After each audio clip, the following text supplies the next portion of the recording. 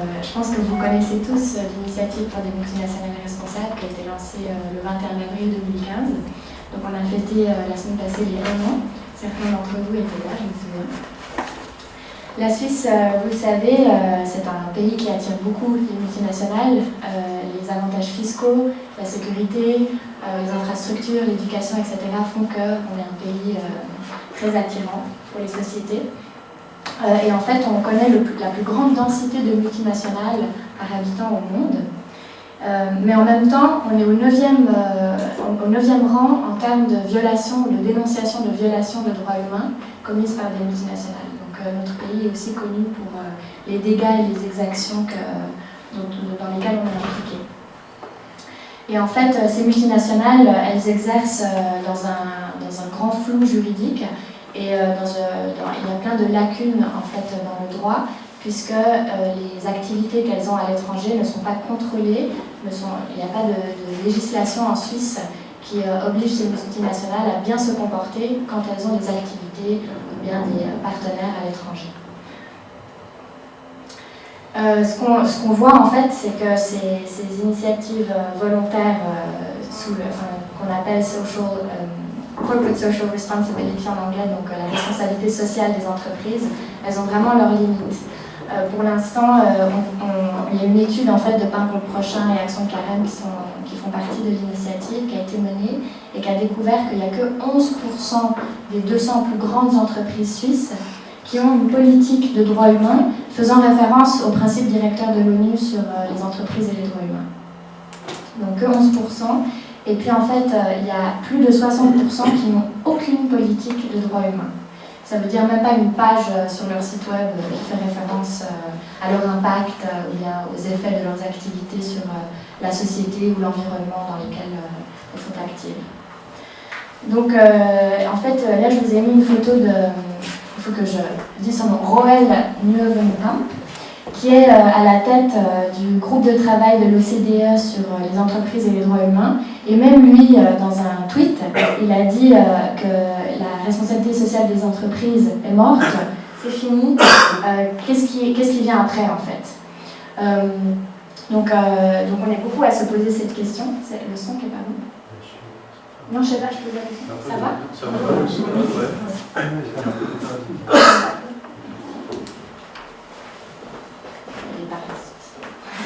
On est écouté.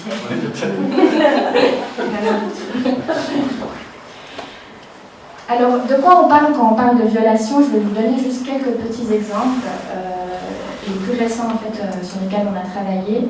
Par exemple, Glencore en Zambie, ils font de l'extraction de matières premières. Il faut savoir que la Suisse attire beaucoup d'entreprises qui font du négoce ou bien de l'extraction de matières premières. Et en fait, un quart du négoce des matières premières passe par la Suisse. Donc 50% dans l'arc lémanique. Qu'est-ce que c'est le négoce? Le négoce, c'est le commerce des matières premières, et puis, mais c'est aussi la spéculation sur les matières premières innovées, et ça peut aussi être le transport de matières premières. Enfin, c'est vraiment toute la chaîne par rapport à ces produits. Oui, donc je disais que Glencore, ils sont très actifs dans l'extraction de matières premières. Et puis en fait, ils ont commis beaucoup d'exactions, par exemple en Zambie, avec de la pollution de l'air, du dioxyde de soufre, et puis la pollution des rivières en République démocratique du Congo. Donc c'est non seulement des dégâts qui sont environnementaux, mais qui ont un grand impact social, puisqu'il y a beaucoup de populations qui sont déplacées à cause de ça, l'eau n'est plus potable, etc. Un autre exemple, Syngenta, qui est un gros de l'agrochimie, vend un pesticide qui est interdit en Suisse depuis 1989, qui est le paraquat, et qui cause des centaines de milliers de cas d'intoxication, voire la mort de paysans qui l'utilisent, parce qu'en fait ils disent bon, il faut l'utiliser avec des précautions et puis tout un dispositif, mais ils ne l'offrent pas celui-ci, où les gens n'ont pas la possibilité de se payer.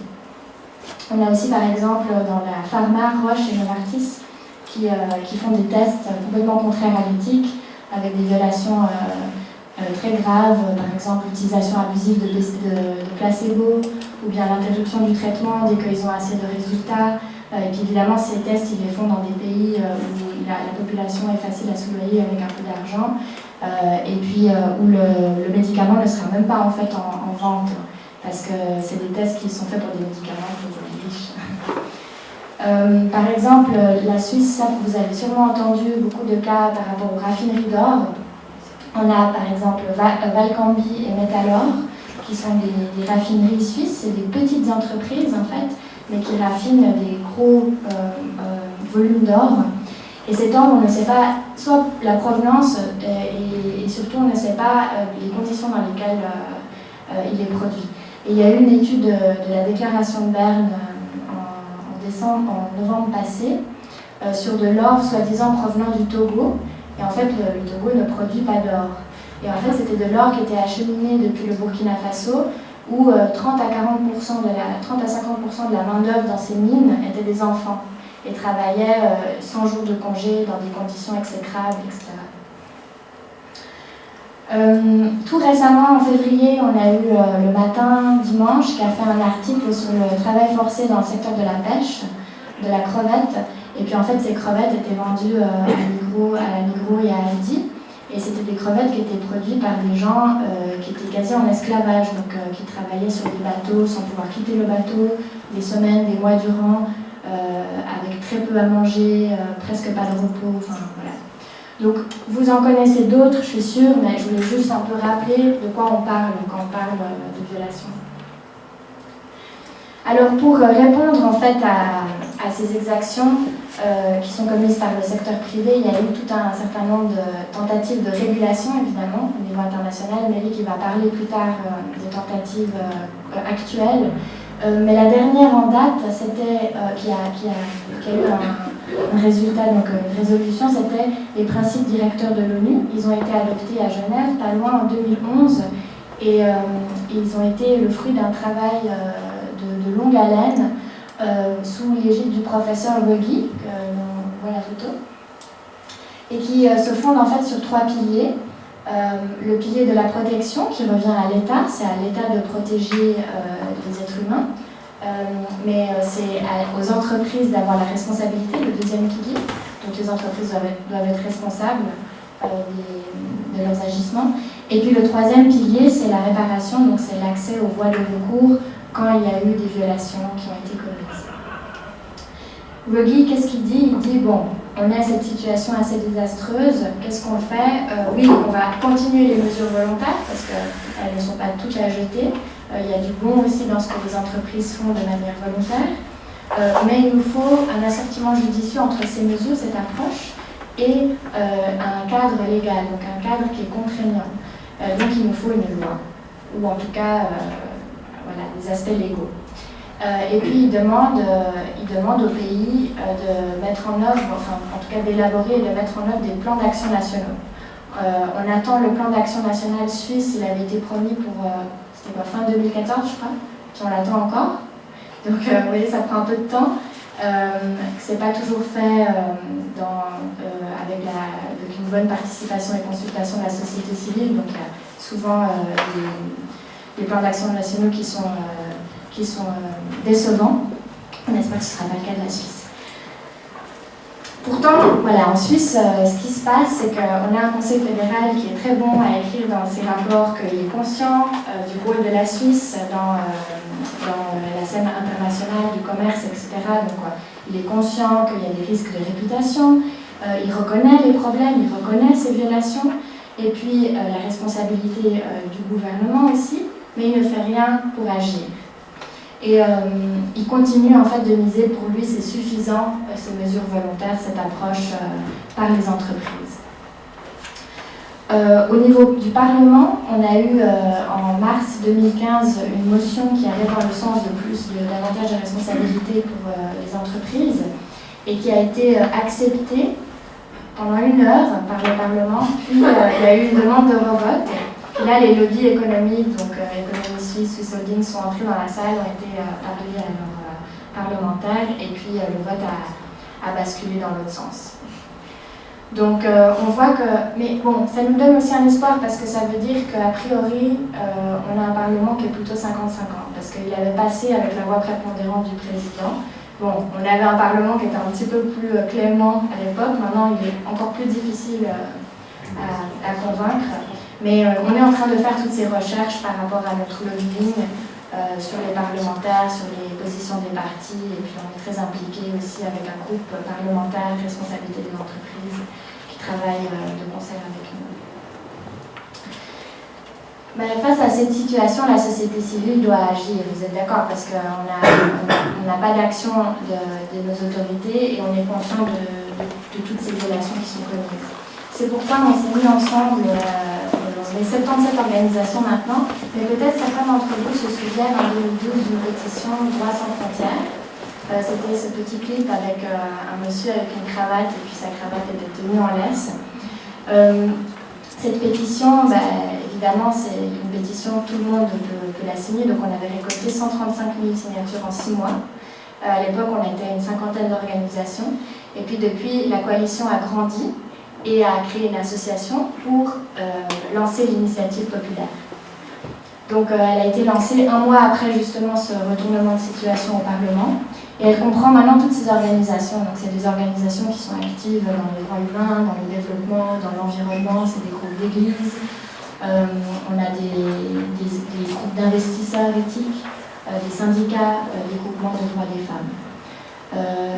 La coalition est encore ouverte, si jamais vous représentez une organisation à rejoindre, à inclure d'autres organismes. Donc voilà, vous pouvez regarder un petit peu qui c'est qui est dedans, on a aussi ça sur le plan. Qu'est-ce qu'on demande dans l'initiative? On arrive un peu au cœur du sujet. On demande justement un devoir de diligence. Ce devoir de diligence, qu'est-ce que c'est? C'est ce qui est aussi central au principe directeur de l'ONU dont je vous ai parlé avant. Donc l'initiative se base sur un standard international. Le devoir de diligence n'est pas non plus une leçon qu'on a donnée aux juristes en Suisse, ni aux entreprises qui en fait l'appliquent quand même. Mais ce devoir de diligence, il serait contraignant et il compose 3 éléments. Le premier, c'est d'évaluer les risques encourus par une activité à l'étranger. Deuxièmement, c'est d'agir en conséquence et puis de réparer les dommages qui ont pu être causés. Et troisièmement, c'est de rendre compte des mesures qui ont été prises dans un rapport d'activité spécialement en matière de droits humains et d'environnement à la fin de chaque année, que ces mesures soient transparentes, soient communiquées de manière transparente. Ce devoir de diligence, il ne vaudrait pas que pour les sociétés. Par exemple, Glencore va souvent travailler avec des sous-traitants, donc ça vaudrait aussi pour ces entreprises-là. Mais Marie-Laure, je pense que tu vas un peu mieux nous expliquer. Pas mieux. Elle est juriste, pas moi. Non, mais ça vaut, voilà, ça peut vouloir pour des sous-traitants, pour des fournisseurs, pour des entreprises en fait qui sont tout simplement sous le contrôle ou bien qui tirent un avantage économique d'un acteur sur place. Ça veut dire que c'est la société mère en Suisse qui serait responsable de ces dommages, des dommages qui sont causés. Okay, parce que sinon ce serait trop simple de dire oui, mais c'était notre fournisseur ou notre sous-traitant.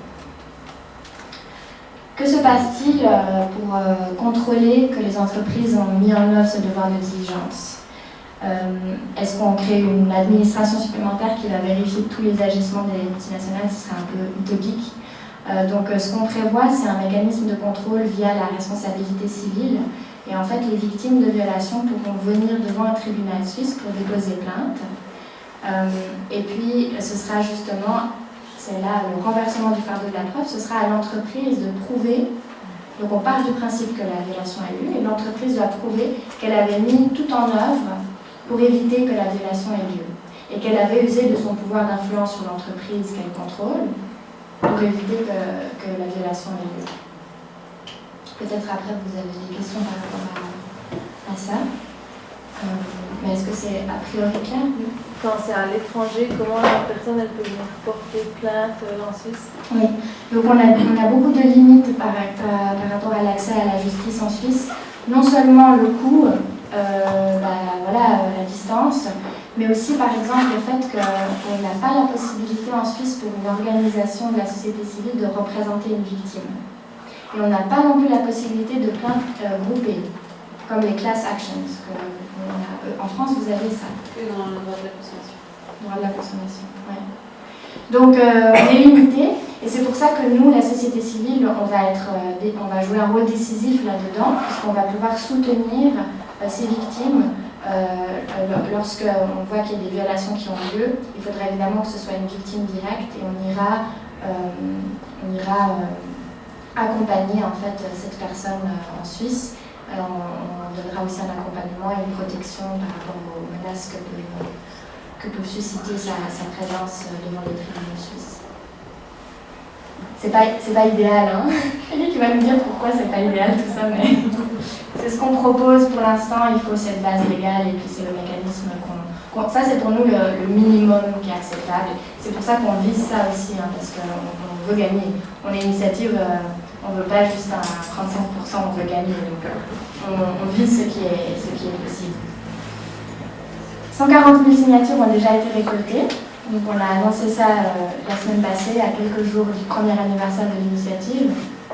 On va attendre le mois d'octobre pour déposer l'initiative, mais on est vraiment content de ce résultat. C'est une victoire d'étape, vraiment.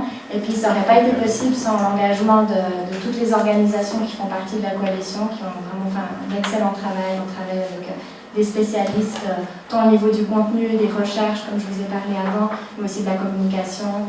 Mais c'est aussi vraiment les bénévoles qui ont soutenu ce projet et qui ont été des heures dans la rue à récolter pas seulement des signatures, mais beaucoup de vent aussi. Mais en fait, on est très content parce que l'initiative a reçu un accueil très chaleureux de la population.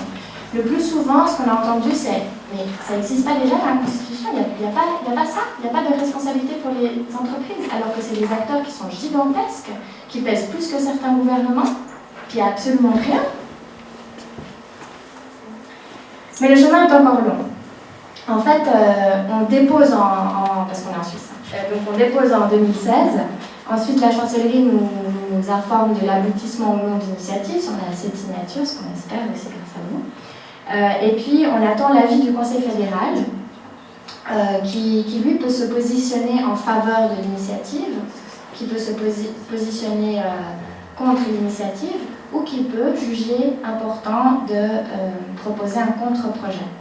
Et un contre-projet, c'est quelque chose qui prend aussi beaucoup de temps, beaucoup de négociations à l'interne de l'administration, pour se décider si en fait ça vaut la peine de, par exemple, faire un projet de loi sans le mécanisme de contrôle. Ça pourrait être une possibilité.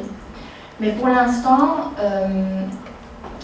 on ne sait pas. Moi, je n'ai pas d'informations plus que vous. On fait du lobbying à l'administration, au Parlement, envers le monde économique, et tout est ouvert pour l'instant. Mais ensuite, après le message du Conseil fédéral, ça passe aux chambres.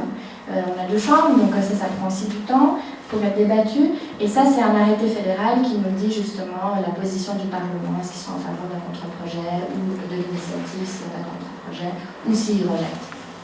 Et après, on sera notifié environ 3 mois à l'avance pour la campagne de votation, et là, on met les gaz. Donc, engagez-vous avec nous parce qu'en fait, la campagne de votation peut arriver dans 2 ans et demi s'il n'y a pas de contre-projet.